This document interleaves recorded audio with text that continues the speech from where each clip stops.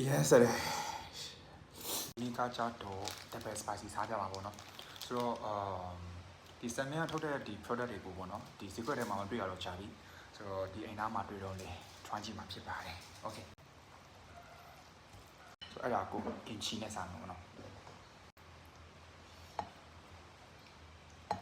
kimchi ကကြတော့ဒီဟာလေးပေါ့နော်ညာလားမသိဆိုတော့ kimchi နဲ့ chicken ဟာပေါ့နော်ဆိုတော့လက်ဆောင်ပေးတာဖြစ်ပါတယ်ဆိုတော့ကျေးဇူးတင်ပါတယ် okay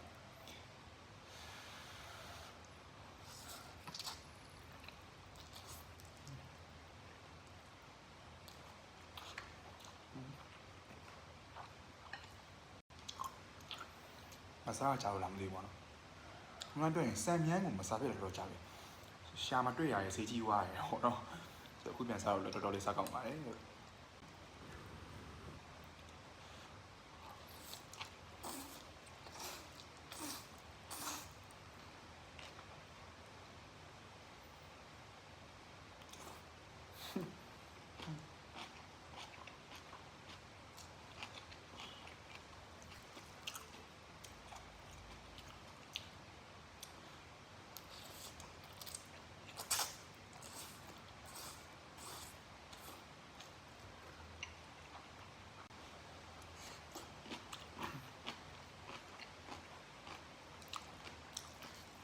kimchi ကတော့စားကောင်းနေပြောရမှာပေါ့နော်။သူ့ရဲ့အချင်းကလည်းအရင်ချင်းတယ်မဟုတ်။ဆိုတော့တော်တော်လေးမိုက်တယ်။